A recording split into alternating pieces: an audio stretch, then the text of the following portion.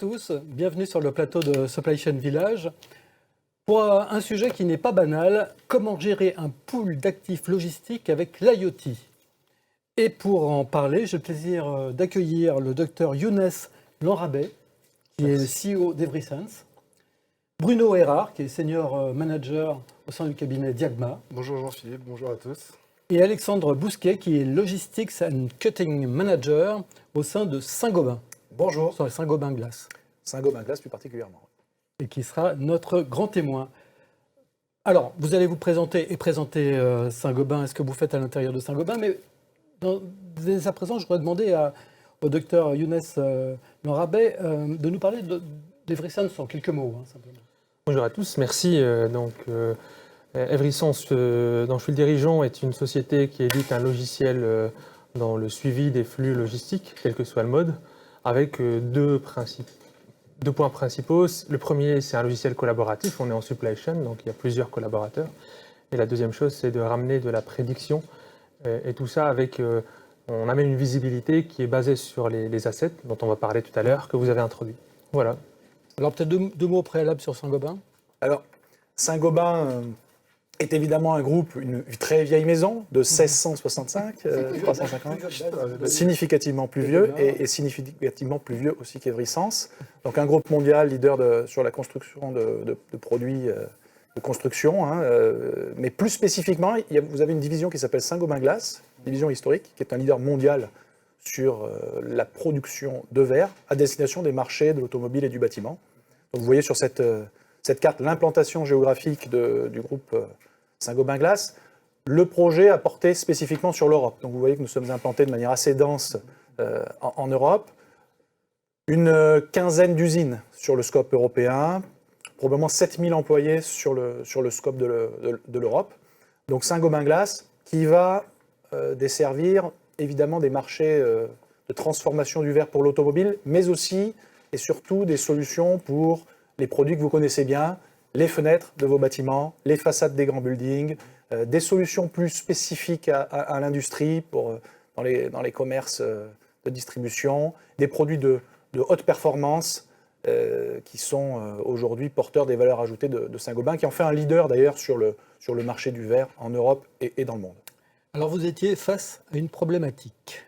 Oui, alors je dirais que la problématique du métier de Saint-Gobain Glace, et elle est bien représentée par ces photos, c'est que le produit que nous fabriquons est extrêmement fragile et il se transporte sur des équipements métalliques extrêmement spécifiques. Donc en bout de process de fabrication, les feuilles de verre sont relevées et positionnées de manière verticale, comme vous voyez sur ces photos, sous forme de piles, plus ou moins larges, plus ou moins grosses.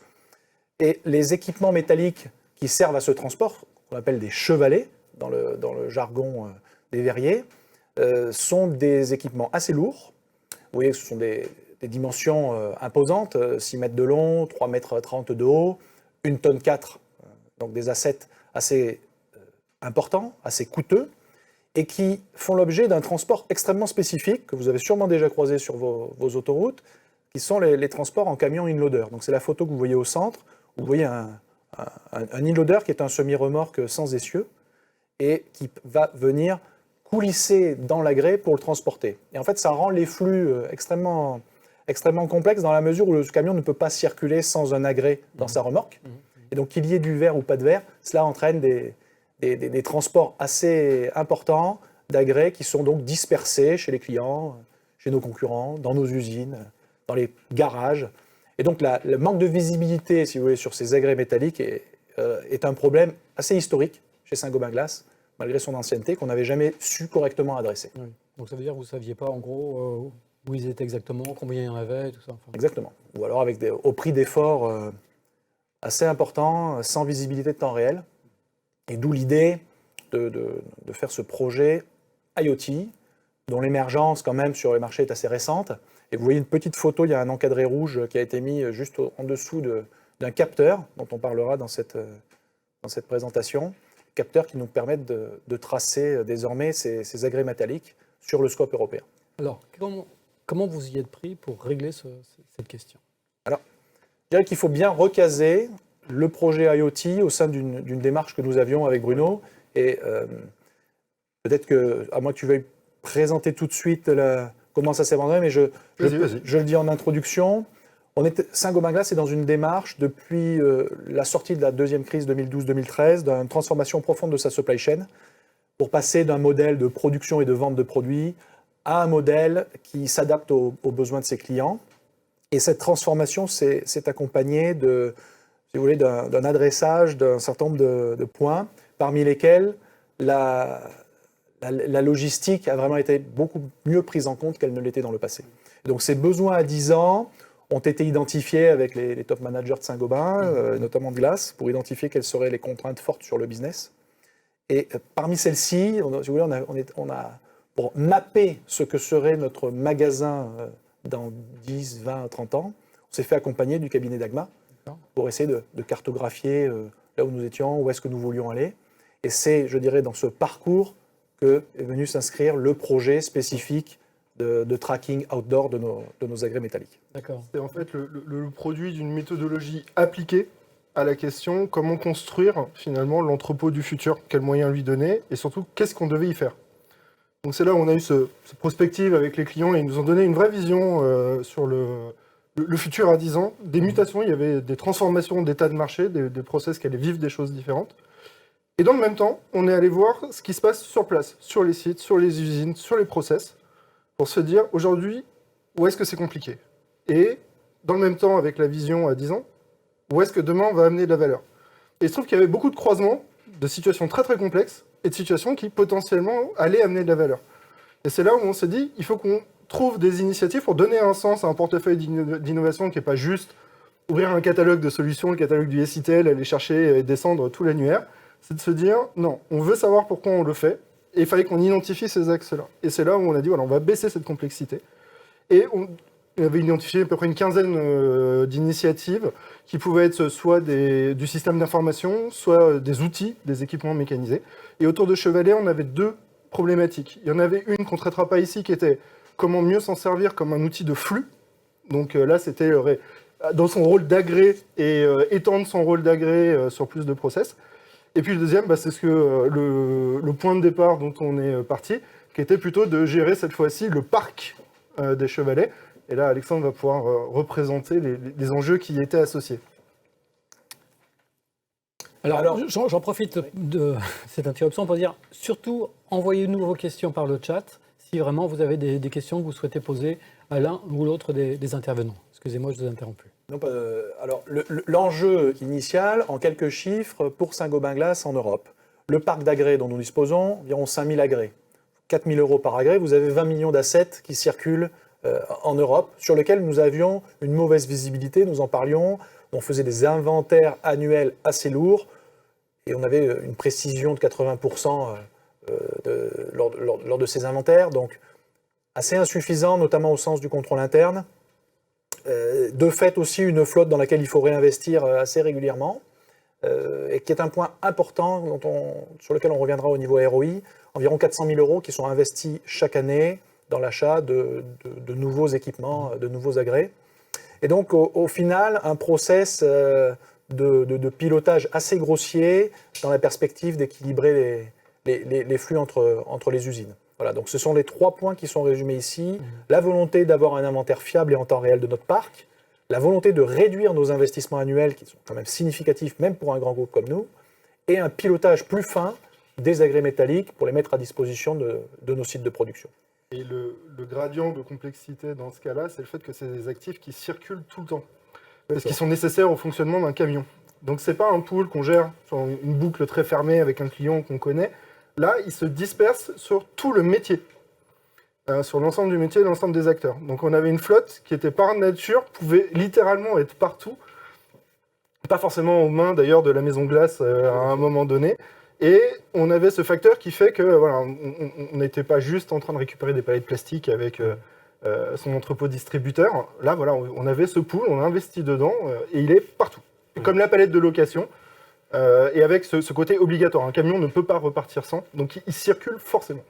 Alors, vous aviez identifié donc la démarche, il restait à trouver la techno. Alors effectivement, il restait à trouver la techno. il se trouve que quand j'ai rejoint Saint-Gobain Glace en 2017, j'avais quand même une équipe de collaborateurs avec moi. Et c'est voilà, entre la démarche d'Iagma d'un côté et les initiatives des jeunes collaborateurs avec lesquels je travaillais, on a eu vent de projets IoT qui commençaient à mûrir dans le domaine industriel, dans la distribution. Carrefour commençait à faire du tracking. Et donc, il nous semblait mature de regarder ce qu'on pouvait faire. Voilà. Alors, ici, il y a un résumé assez simple de ce qu'allait être notre ambition.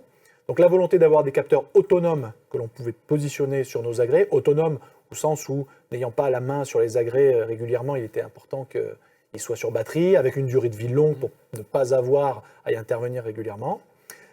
L'exploitation des données recueillies par ces capteurs, en termes de localisation ou autres informations dont on parlera, par un réseau de télécom qui émerge, qui émergeait en tout cas avec différentes technologies qui étaient disponibles. On voit les noms de Sigfox et de LoRa qui font partie des technologies exploratoires avec lesquelles on a regardé. Les réseaux, quoi. Les réseaux, voilà. Et puis une fois que cette information de réseau est remontée, exploitation par une plateforme, une interface web, quelque chose de très orienté métier, et où on voit un écran typique de la solution de plateforme qui a été proposée par notre partenaire Everysense.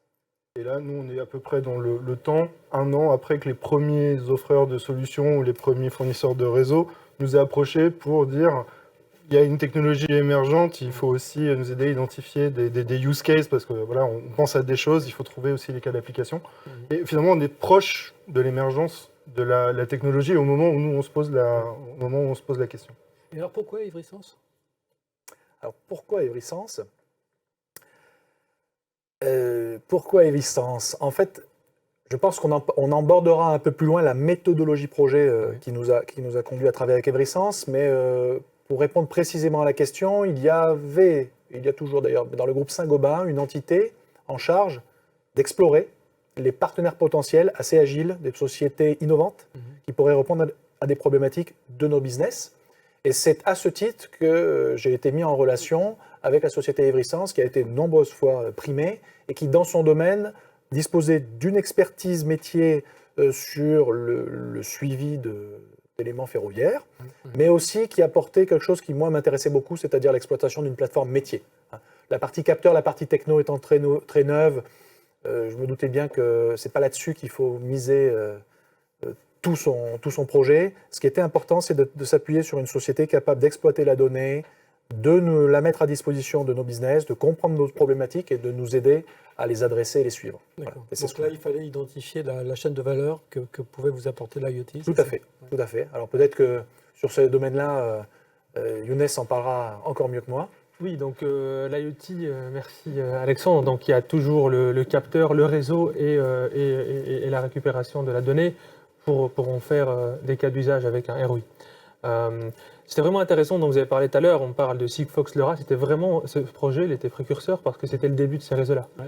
D'ailleurs, entre parenthèses, aujourd'hui, on voit bien que la bataille des réseaux en Europe, en tout cas, c'est NB-IoT qui a gagné. Il y a un déploiement massif de l'Europe.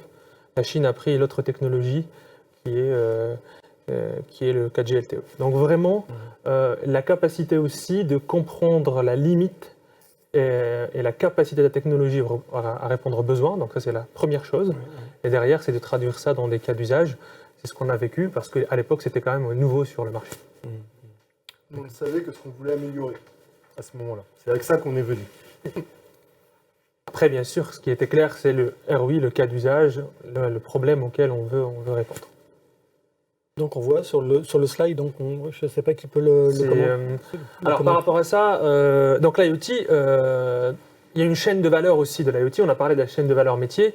Et dans la chaîne de la valeur de l'IoT, il y a plusieurs points maîtrisés. La première, c'est la connectivité. Connecter, c'est se connecter au capteur, collecter ces données de ces capteurs-là.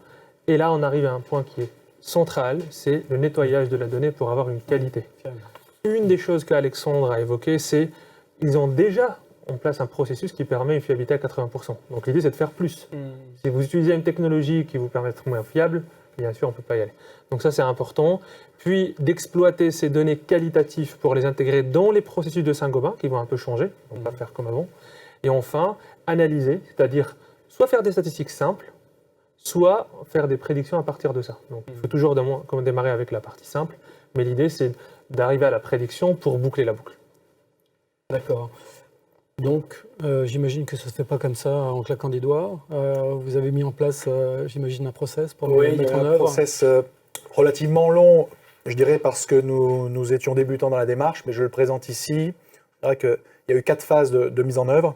La première, ce qu'on appelle un proof of concept, nous étions dans une phase en 2017 exploratoire sur la techno, sur la compréhension aussi de notre besoin métier. On s'était dit, tiens, est-ce qu'on peut aussi en profiter pour savoir si les agrès sont pleins, sont vides? Est-ce qu'on peut mesurer des problématiques d'hygrométrie, d'accélération? Donc, il était important pour nous de comprendre ce vers quoi on voulait aller pour trouver le meilleur équipement pour pouvant y répondre. Donc, une phase de proof of concept qui nous a ensuite amené à une phase pilote. Et c'est au début de cette phase pilote que l'on a rencontré Evrysense et que l'on a choisi avec eux de poursuivre l'exercice avec un scope sur une centaine de chevalets qui ont été équipés.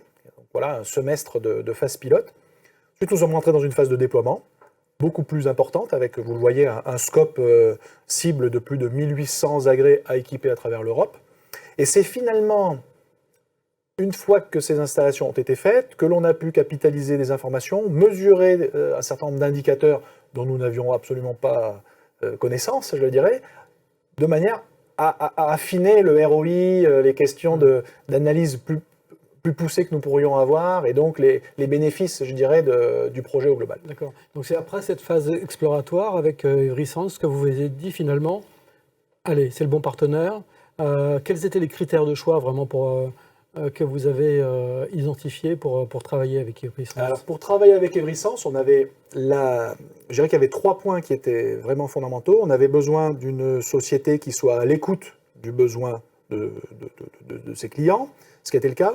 Il nous fallait aussi une entreprise dont l'état d'esprit, je veux dire, serait aligné avec celui de notre équipe technique. Et comme ils étaient très orientés métier, une fois de plus, et pas nécessairement capteur, on a utilisé un capteur d'Evrysense, mais c'était pas le point de blocage justement avec eux. Et puis je dirais que le 3e point, c'était d'avoir une équipe suffisamment stable pour accompagner le projet dont on avait identifié dès le début qu'il ne serait pas couvert en 3 mois. D'accord. Je pourrais compléter pourquoi on a travaillé avec Saint-Gobain dans le sens.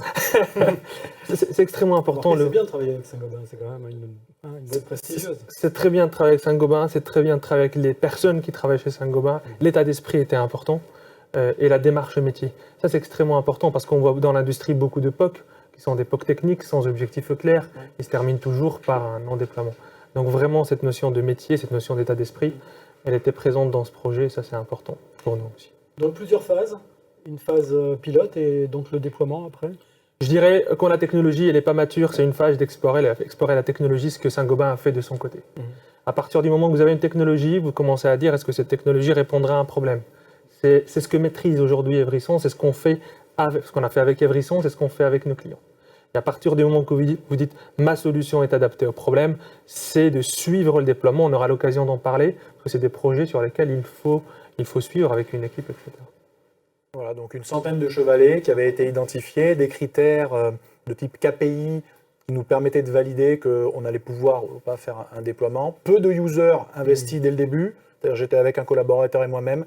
Les usines n'étaient pas à ce moment-là impliquées fortement dans le projet. Une routine et une gouvernance assez carrée dès le début avec Evrysense, avec des points hebdomadaires. Une planification de nos étapes en vue de préparer le déploiement. Et puis la validation de ce fameux business case, parce qu'il a fallu contractualiser tout ça avec Evrysense. Je me permets de rajouter ici, c'est quand même des projets où on n'est pas dans des projets où il y a un cahier des charges avec une centaine de pages et tout est fixé à l'avance. Donc il faut avoir une certaine agilité, mais il faut quand même avoir une certaine maîtrise du projet. C'est-à-dire on a 2 types de réunions ensemble, une réunion hebdomadaire où c'est 2 semaines où on fait des points opérationnels et un point de pilotage tous les 3 mois ou tous les 6 mois. C'est important de garder aussi les 2 rythmes et pour pouvoir aussi avancer dans le projet. D'accord.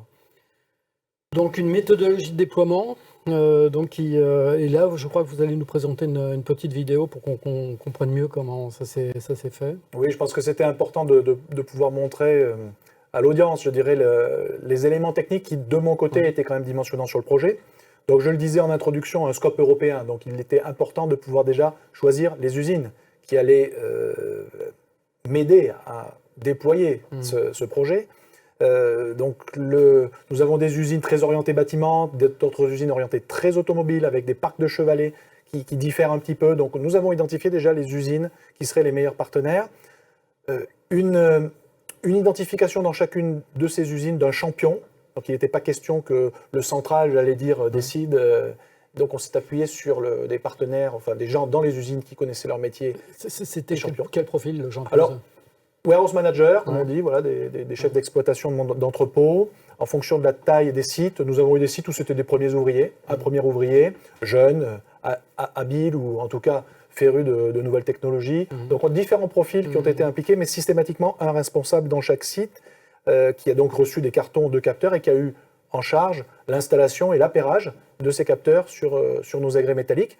Et puis enfin, un tracking, évidemment hebdomadaire, à la fois pour voir si le montage s'effectuait correctement, et puis essayer de faire ce montage dans les délais les plus courts afin de collecter rapidement de la donnée. Et donc vous voyez un graphique ici qui représente la vitesse à laquelle on a su installer ces assets. Nous étions pour Everessence le plus gros partenaire en termes de nombre d'assets équipés. Ouais. Alors ça pourrait, dans l'IoT, il y a sûrement des projets avec des centaines de milliers de petites boîtes, etc. Mais pour des agrès de cette taille, nous étions un partenaire qui représentait le plus grand nombre d'assets à ce moment-là.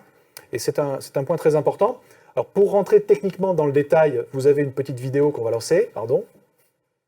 Donc, c'est une vidéo qui vise à préciser un point important pour l'industriel que je suis, qui est le montage du capteur sur l'agrès métallique. Donc, vous me voyez en pleine démonstration dans une de nos usines Saint-Gobain-Glace, équipée de mes EPI réglementaires. Et donc, il a été important dans la phase pilote d'identifier comment se ferait le montage des capteurs. C'est un point où nous avons retenu une solution de collage industriel. Donc vous voyez l'opération qui est relativement rapide, qui va consister à décaper la surface sur laquelle on veut venir mettre le capteur, venir la nettoyer proprement pour garantir que le capteur sera maintenu sur l'agrès. Je rappelle qu'il est en circulation en Europe, il est soumis à des secousses, à des transports inter-européens. Donc on utilise une colle structurelle, un primaire, en l'occurrence fourni par un concurrent de Saint-Gobain, un 3M, mais pour des produits de très bonne qualité. Et l'application par ces petits sticks est extrêmement simple. Vous voyez, le temps de séchage est quasi instantané.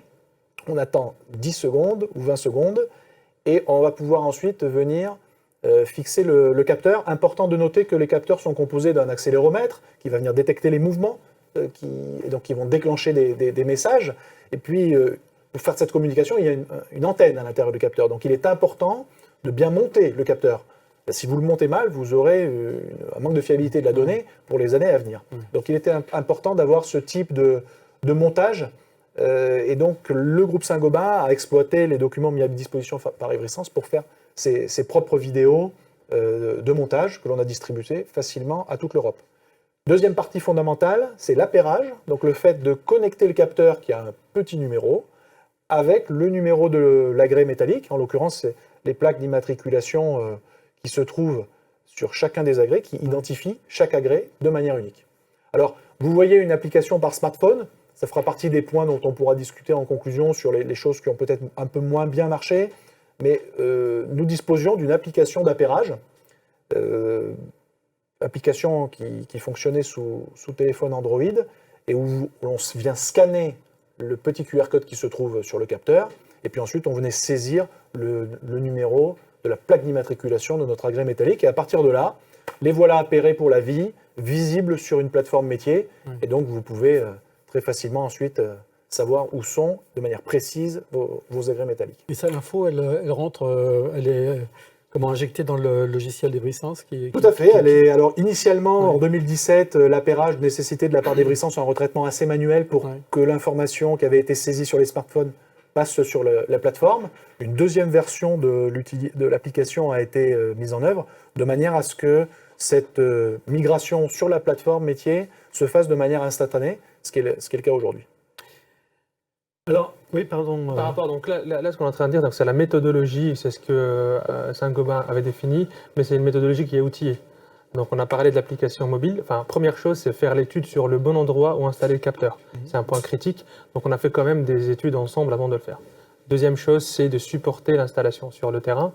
Troisième chose, c'est de permettre le paramétrage dans l'application logicielle derrière. Donc les capteurs, c'est un type de paramétrage. Il y en a d'autres, on ne va pas rentrer dans le détail, mais ça, c'est extrêmement important aussi pour supporter cet effort d'installation. Tout l'aspect technique, tout ça, c'est vous qui l'avez fourni, c'est ça? Ça veut dire, nous, on a fourni les outils techniques qui supporteront le déploiement du projet. L'installation, on fait une partie de ce déploiement. D'accord, d'accord. Quand on mène un projet d'envergure comme ça, quels sont les prérequis? Alors, les prérequis, certainement, sont d'avoir une équipe intéressée et qui connaît le métier. Donc, j'aurais tendance à dire que notre équipe de la direction technique internationale était bien dans cet état d'esprit-là. Je dirais aussi qu'il faut identifier dès le début ce qui va être le facteur clé de succès. C'est-à-dire qu'on ne se lance pas dans un projet d'une telle envergure, coûteux, hein, on parlera sûrement de coûts dans des questions, mais c'est un projet important et ambitieux, donc il est important de savoir où est-ce qu'on voulait aller. Et donc, pour nous, c'est un peu l'objectif de cette diapositive, de dire, voilà, le bilan, après 2 ans, nous sommes arrivés à équiper un peu moins de 1800 chevalets, ce qui est quand même assez remarquable étant donné l'étendue de notre scope. Et aujourd'hui, nous avons une visibilité qui est proactive de notre parc d'assets en Europe. Voilà. Donc ça, c'était effectivement un enjeu initial, bien identifié, auquel on est arrivé en moins de 2 ans. On peut en être assez fier. Troisième point fondamental, cet enjeu de visibilité, il n'a d'intérêt que si, au niveau du pilotage de nos opérations, dans l'exécution des transports, nous sommes capables de prendre des décisions. Et donc, il est important d'avoir une donnée extrêmement fiable. Younes en parlait. La fiabilisation de la donnée a été un processus permanent et l'est encore, mais là, aujourd'hui, on a atteint un niveau de fiabilité de la donnée qui nous permet de prendre des décisions en étant certain de la localisation, de l'agré. Et donc, cette fiabilisation de la donnée va nous permettre de renforcer nos process.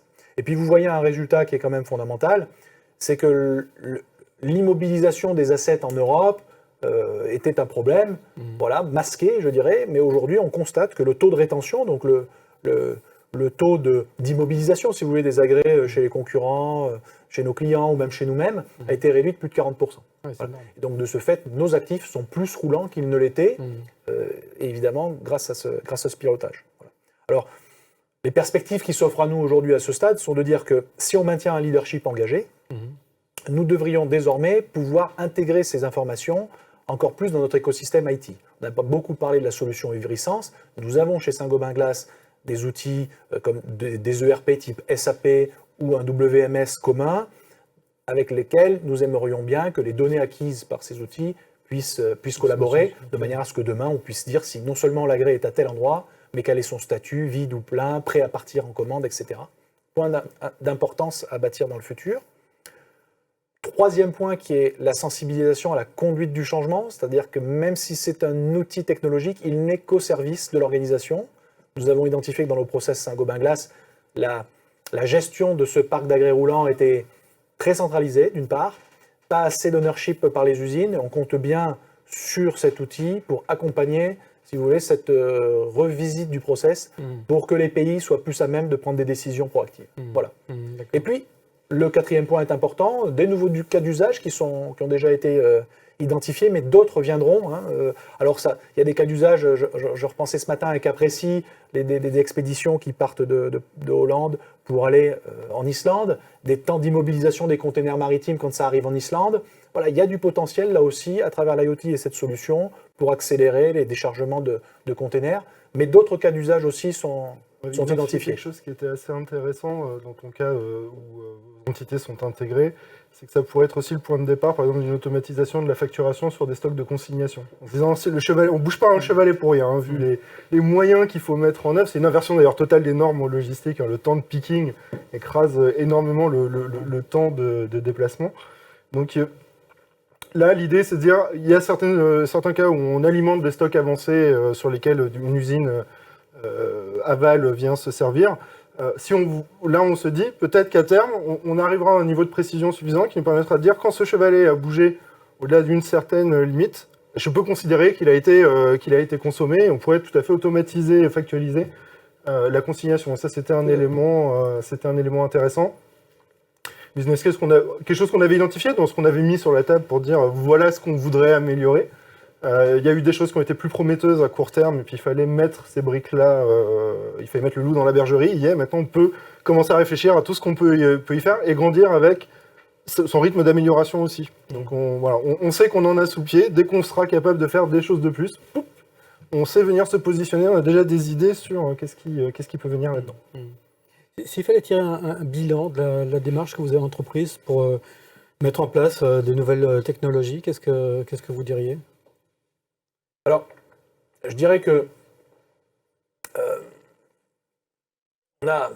on a eu la chance d'avoir des partenaires qui nous ont apporté ce que nous ne connaissions pas. Hein. Chacun à sa place. Donc nous avions une bonne connaissance de nos besoins business, mais avoir des partenaires solides nous a permis de mieux les adresser, mieux les caractériser. Voilà. Donc on est bien parti, en l'occurrence, dans notre démarche, bien partir des enjeux business avant tout, plutôt que de se dire... Voilà. Plutôt que de partir d'une technologie en disant Oui. je vais mettre cette techno, Oui. plutôt analyser l'organisation, les besoins, et puis ensuite définir les moyens. Tout à fait. Il y a trop de technologies disponibles pour savoir, pour avoir l'envie de faire du 4.0 pour faire du 4.0. D'autant que le groupe Saint-Gobain avait d'autres initiatives autour de la démarche d'industrie 4.0. Et donc, il était vraiment important de partir des enjeux besoins. Voilà. C'est c'est le premier point qui est illustré ici. Il y avait Après, il y a un gros sponsorship. On est allé chercher le couplage autour de toute l'initiative directement auprès de la direction générale, en venant présenter cette évaluation de maturité des enjeux. Pourquoi est-ce qu'on choisit telle et telle technologie? En quoi est-ce qu'elle fait sens? Quel est le potentiel? Aussi, se fixer des objectifs, mais aussi quelque part se dire à partir de quel pourcentage de cet objectif, une fois que je l'ai atteint, je continue. C'est toujours dur avec l'innovation de dire je veux tout. Et ça, c'est des choses qui tuent les projets. Non, je veux ça, et si j'ai 80% de ça, je vais continuer. Donc, ce niveau de discussion-là a donné énormément de momentum dans Saint-Gobain à l'initiative. Parce que d'un coup, on pouvait parler au site, on pouvait se coordonner avec tout le monde, des gens qui sont émergés de tous les pays, qui sont aussi entrés dans cette logique-là. Donc ça, c'était un point important, c'est que dès qu'on a voulu faire, on avait un circuit de décision à notre disposition qui était rapide et qui avait déjà été sensibilisé à ce qu'on faisait et pourquoi est-ce qu'on le faisait. Et donc, vous disiez tout à l'heure, impliquer donc énormément les collaborateurs également. Oui, alors en usine, effectivement, hein, là c'est clair qu'un projet comme ça ne doit pas être un projet top-down. Dans l'exploration, dans la phase amont, évidemment, c'était un projet central. Mais aujourd'hui, je dirais que nous sommes en décembre 2020 et nous sommes justement dans cette phase où le process a complètement changé, où on voit aujourd'hui des demandes assez fortes d'exploitation de la plateforme, d'ailleurs, qui s'en ressent avec... on a des indicateurs que Everysense nous fournit sur la connexion des users à la plateforme. Et les demandes d'analyse, l'exploitation des données issues de la plateforme sont aujourd'hui utilisées de manière massive et quotidienne. Un pays comme l'Allemagne, aujourd'hui, ne peut quasiment pas se passer de l'outil. Notre commissionnaire de transport, Saint-Gobain Glace Logistique, en charge du planning, qui est un partenaire fondamental dans ce projet, utilise la plateforme de manière quasi quotidienne aujourd'hui. Oui. Donc l'implication forte de nos on voit sur le site s'appuyer sur des POC, c'était décisif aussi de mettre en place...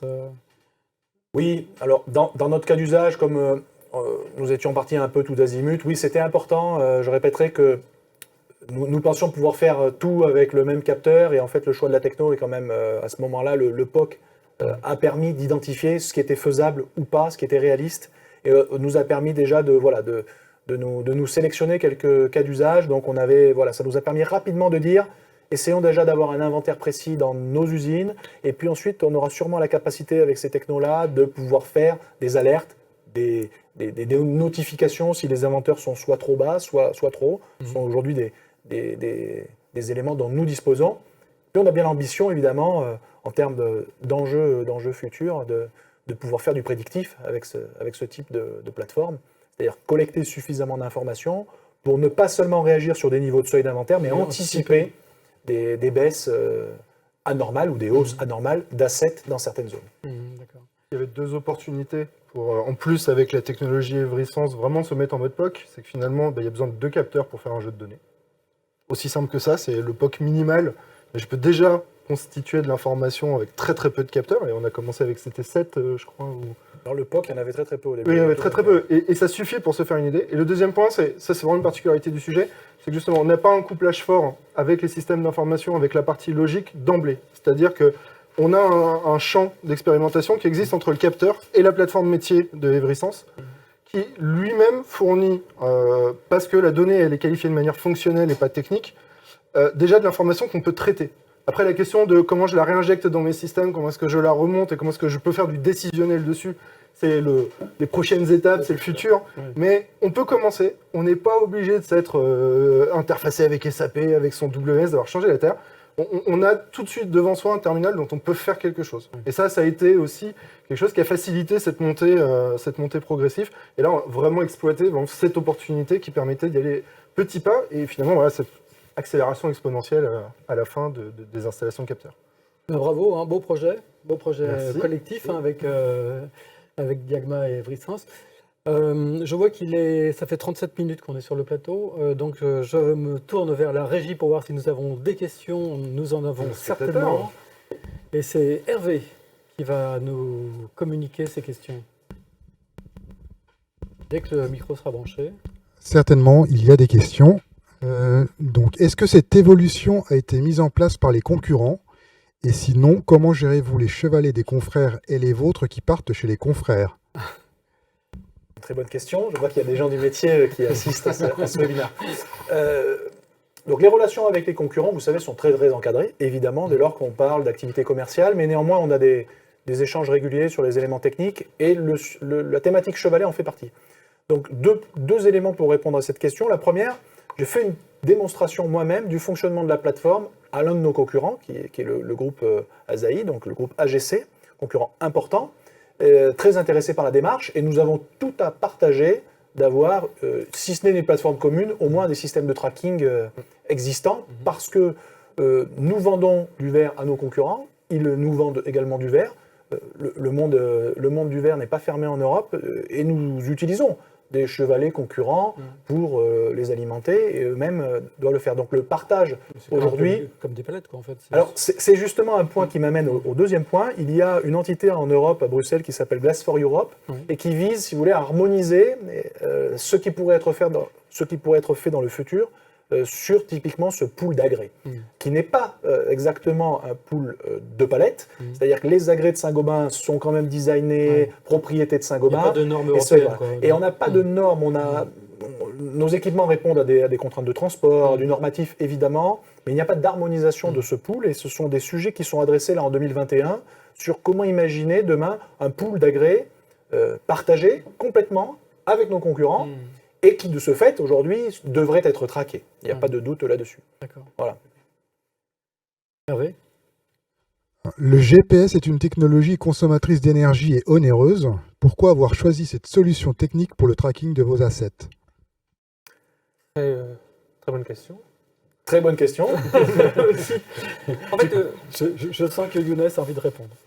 moi, je dirais qu'il n'y a pas de technologie à chaque technologie, elle est pertinente ou pas selon un contexte. Donc le GPS, il est onéreux, mais dans certains cas d'usage, sans le GPS, on ne peut pas faire de tracking. Maintenant, ce qui se passe maintenant, en tout cas, ce qu'on fait nous, aujourd'hui, mais ça n'est pas déployé dans le projet de Saint-Gobain, c'est qu'on a une capacité de faire la géolocalisation avec plusieurs technologies.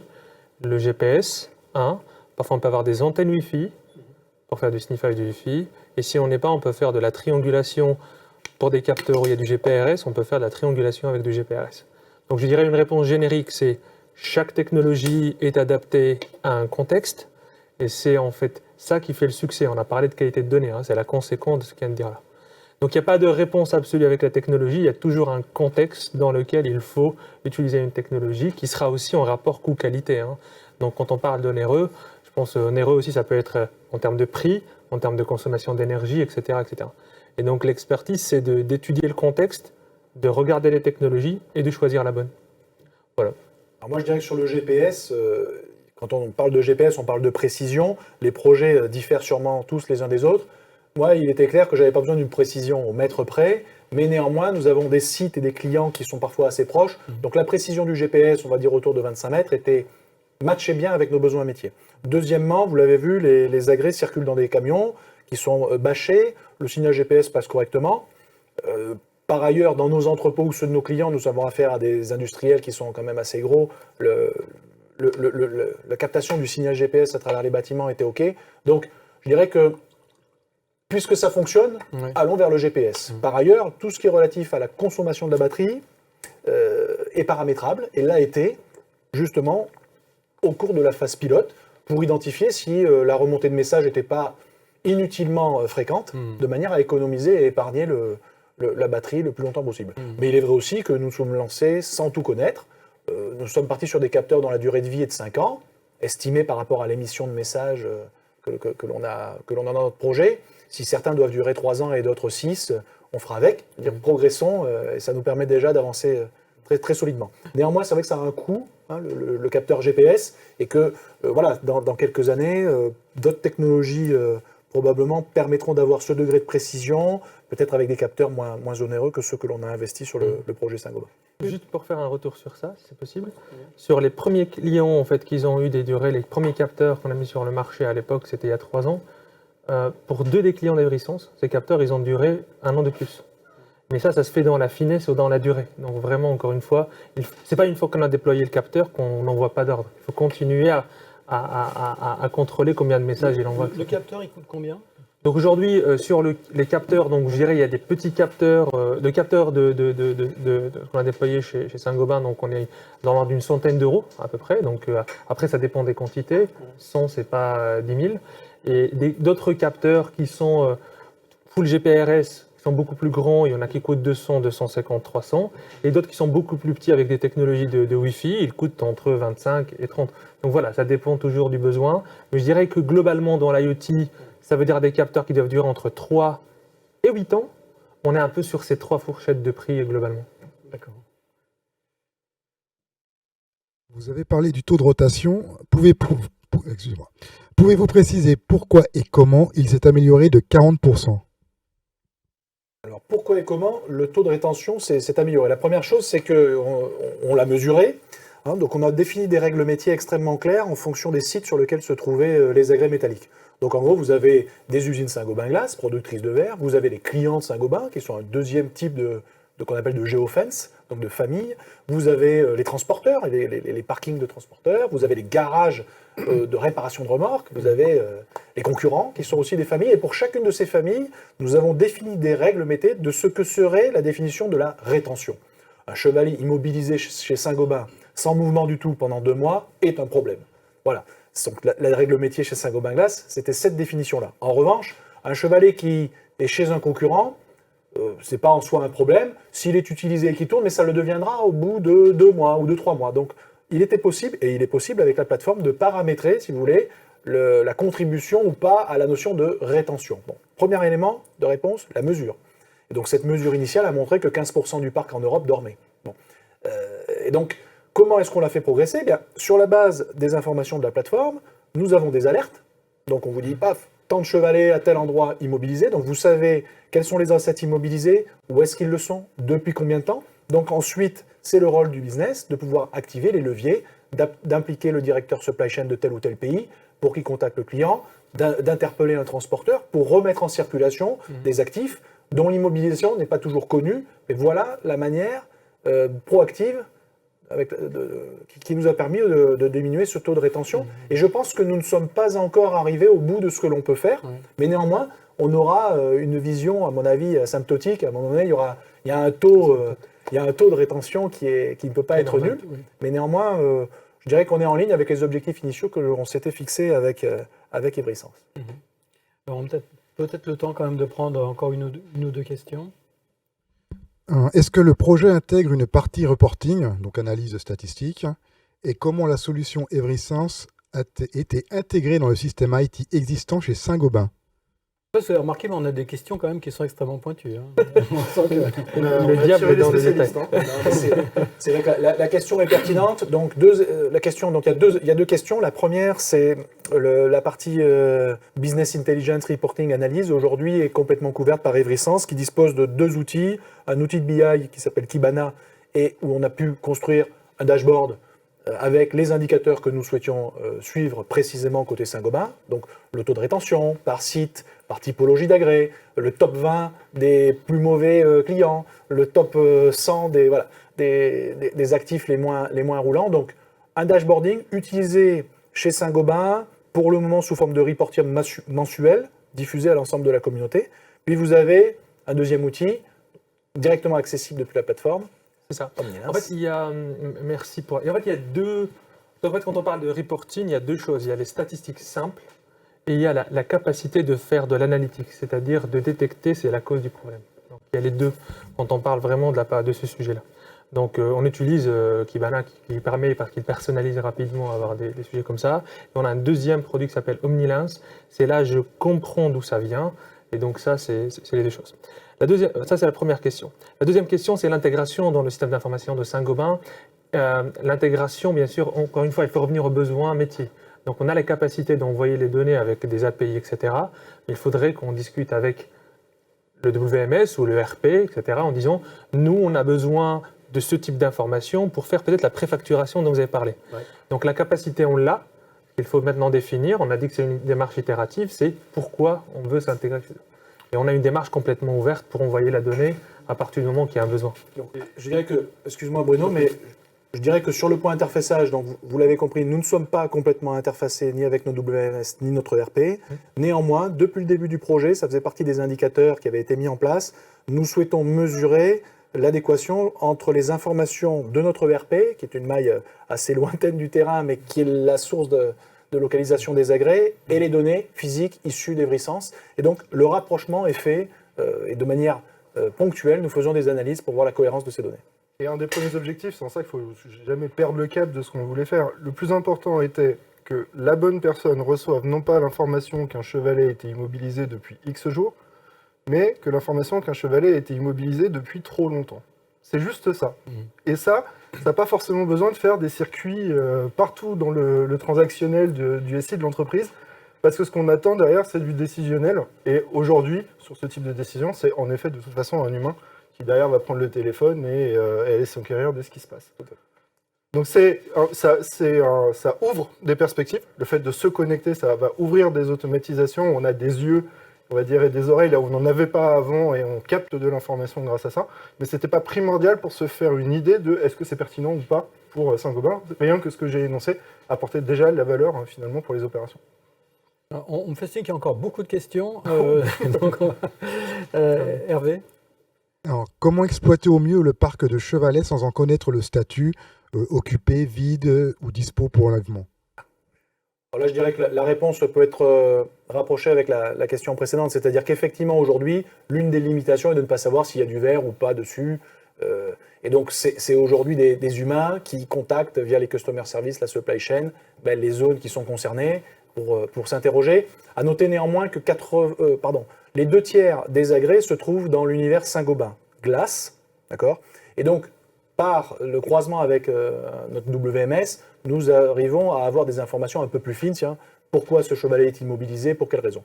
Le projet s'est étoffé en 2020, là, depuis quelques mois. J'ai une apprentie qui travaille 3 jours par semaine pour Saint-Gobain Glace, dans le cadre de son master en logistique, et qui est en mesure de porter des analyses fines, justement, pour, je dirais, analyser ce type de problématique, parce qu'aujourd'hui, effectivement, les systèmes IT ne sont pas tous intégrés, comme je le disais. Néanmoins, c'est dans la roadmap, je dirais, de partenariat avec Evrysense. On est partenaire pour 5 ans. On a signé il y a maintenant 2 ans. Donc, vous voyez, il y a encore 3 ans de développement possible pour cet interfaçage. Une question directe. Quel est le coût pour un tel projet? Alors, le coût du projet pour Saint-Gobain, il y a eu 30 000 € pour le premier POC, 30 000 € pour la phase pilote. Vous avez un investissement de une centaine d'euros, prix négocié tout de même, parce que nous en avons acheté 1800, donc dire 150 000 € d'investissement en capteur. À noter encore une fois que le prix du capteur est à mettre en relation avec le prix de l'asset. Évidemment, si vous traquez une boîte en plastique à 1 €, il sera difficile de mettre un capteur à 100 € dessus. Nous, un chevalet coûte 4 000 €. Mettre 90 ou 100 € dans un capteur, ce qui représente 2,5 à 3% du prix de l'asset, nous paraissait un prix raisonnable à notre échelle. Donc 150 000 € de CAPEX étalés sur 2 ans. Et ensuite, nous avons des coûts d'exploitation donc, de la plateforme Evrysense pour rémunérer Younes d'une part, et aussi pour faire travailler ces jeunes équipes. Et puis vous avez un coût d'accès Sigfox qui représente pour Saint-Gobain un peu moins de 90 000 € par an. Donc, depuis 2 ans, c'est un investissement significatif. Mais néanmoins, on ne parlera pas d'investissement sans parler de payback. Et aujourd'hui, sur les 2 dernières années où nous aurions dû investir 400 000 euros par an, c'est-à-dire 800 000 euros dans des investissements de nouveaux agrès, nous n'en avons investi que 100 000. Vous voyez, donc, on a épargné déjà 700 000 euros de CAPEX dans les nouveaux agrès. Alors, je ne dirais pas que 100% est lié au projet Evrisens, évidemment, mais le projet d'IoT est un contributeur majeur à cette diminution. Et donc, vous voyez, on a eu un payback inférieur à une année, sans compter des éléments de dépenses qui étaient les retards de camions, les pénalités que l'on paye aux transporteurs lorsque les camions ne peuvent pas repartir parce que la commande n'a pas pu être préparée dans les temps, où là aussi, nous avons gagné 35 000 euros, je crois, en limitant ces retards de commande. Donc, contribution forte aussi à l'amélioration du service quelque part. Alors, c'est vrai que c'est un projet, quand même, encore une fois, significatif, et que tous les industriels peuvent pas mener de... Ou alors il faut le mener avec un autre angle. Tu as dit, on ne va pas mettre un capteur à 100 euros sur un produit à 1 euro. Par contre, est-ce qu'il ne faut pas mettre un capteur tous les 100 palettes? C'est-à-dire, on est dans un cas, nous, extrême, où finalement chaque agrès justifie avec ses 2,3% le fait d'être équipé avec ce boîtier. Et on peut toujours se poser la question de savoir, déjà, qu'est-ce que je peux apprendre avec ce capteur tous les 100 palettes? Et est-ce que j'ai pas intérêt à en mettre un par camion? Est-ce que j'ai pas intérêt à en mettre un au mouchard de temps en temps pour le suivre? On est dans une ampleur là qui, en termes en effet, investissement CAPEX technologique est important parce qu'on le pouvait. Et on était allé chercher aussi le drive pour pouvoir l'activer, donc là, on avait rempli notre pari. Mais c'est quelque chose qui peut tout à fait s'ajuster en échelle. Et d'ailleurs, le POC, comme on le disait, avec 2 capteurs, vous voyez tout de suite ce que peuvent vous amener cette information. Et après, c'est qu'une question de l'ajuster à ses enjeux. Là, l'enjeu, c'était à chaque unité. L'enjeu, il peut être à chaque camion. Il peut être à un camion sur 10, il peut être à chaque conteneur, il peut être à un bateau au hasard ou une analyse de flux. Vous mettez un capteur isolé, même coûteux, sur un flux. Ça vous permet de maîtriser, de comprendre comment fonctionne ce flux, puis vous récupérez votre capteur une fois que le flux a été identifié, amélioré, processé, comme l'ont fait des collaborateurs industriels comme Michelin. J'en aurais mis un dans chaque camion de PlayStation 5, juste pour faire un géofencing. Il y avait une certaine actualité autour de ça, mais voilà, c'est une utilisation aussi possible de ça. Alors j'imagine qu'il y a encore des questions, mais on ne va pas pouvoir en prendre toute l'après-midi, donc on va dites-nous, on annule tout. On va prendre la dernière. De toute façon, après, vous allez avoir les coordonnées des intervenants qui vous permettront de leur poser directement des questions si vous souhaitez en savoir plus sur cette réalisation. Et puis de toute façon, même s'il y a des questions sur le chat, je pense que les messieurs se feront un plaisir également de reprendre contact avec vous éventuellement pour vous répondre individuellement. Grand plaisir. Alors, Hervé, la dernière. Donc une dernière question, comment les capteurs peuvent déterminer si les agrès sont pleins ou non? Pensez-vous qu'Evrisens puisse répondre à ce besoin via ces capteurs ou cela passera-t-il par une autre technologie? Je pense que la réponse a été donnée tout à l'heure. Encore une fois, en fait, on a dit qu'il faut 2 data. C'est ça, en fait, le sujet. C'est une donnée du capteur et une donnée qui est métier pour combiner les deux pour répondre à cette question-là. La technologie, parfois, elle est magique, c'est bien. On n'est pas dans une technologie de rupture. On est dans une technologie capteur qui doit être fiable pour donner ce qui se passe sur le terrain. Ça veut dire le chevalet qui raconte son histoire. Il faut la coupler avec d'autres informations qui sont dans le système d'information pour tirer beaucoup plus de valeur ajoutée. Mais attention au fait d'essayer, parce que j'ai vu des initiatives IoT où on essaye de faire le capteur qui fait, je me permets, papa, maman et tout. Enfin, il faudrait vraiment, parce qu'il y a un enjeu prix, on en a parlé, il y a un enjeu des systèmes d'information existants, il y a un enjeu, donc ça c'est vraiment le contexte des processus, l'entreprise existe, il y a un enjeu de conduite de changement, et tout ça ensemble tout ça combiné fait en sorte qu'on va gagner le projet ou pas, on va réussir à le sortir ou pas. Donc, il ne faut pas se focaliser trop sur le capteur, il faudrait travailler avec des acteurs qui ont quelques années d'expérience, parce que ça se gagne sur le terrain. Ça fait 5 ans qu'on fait ça, pour pouvoir dire, OK, ce problème, c'est peut-être l'IoT qui va résoudre et il faut combiner avec un système d'information, ou peut-être ce problème, on n'a pas encore de solution sur ça. Donc attention, ne pas surdimensionner la question, on en a parlé au début, technique, et de rentrer dans des discussions comme ça. Voilà, c'est un peu la réponse que je dirais. Plus particulièrement, la donnée sur le remplissage, si elle est dans le WMS, il faut la prendre de WMS. C'est peut-être moins cher que c'est de trouver un capteur qui coûte beaucoup plus cher et qui fait ça. C'était l'immobilité qui était le signal fonctionnel, que ce soit chargé ou pas chargé. Le premier enjeu, c'était de savoir s'il bougeait ou pas. C'est ça. Donc voilà, on est entré dans cette problématique. Et après, c'est toujours, on peut imaginer, pareil, si on en a standardisé les chevalets, c'est de se dire, est-ce qu'il faut équiper le chevalet d'un peson pour savoir si lui, il est capable de renvoyer un petit signal pour dire je suis chargé ou pas chargé. Après, ça se connecte à un capteur qui pourra tout à fait le capter. C'est ce genre d'initiative Ou qu'il une faut imaginer. Ou une caméra dont la remorque. Enfin, il peut avoir Exactement. résumé beaucoup de choses Il y a- d'un point de il y vue a un- technologique. Après, la limite, c'est la gestion du projet. La limite, c'est quelle est la technologie qui me fait faire le plus faible effort pour arriver au degré de fiabilité de la donnée que je souhaite avoir. On avait la question sur le GPS tout à l'heure, chose comme ça. Le point de départ, c'était je veux ce niveau de fiabilité de données. C'est lui qui fait mon ROI. Donc après, la techno la plus fit pour pouvoir le faire, dans ce cas-là, c'était le GPS. Un jour, ce sera peut-être autre chose. La bonne adéquation entre le besoin Exactement. et la technologie.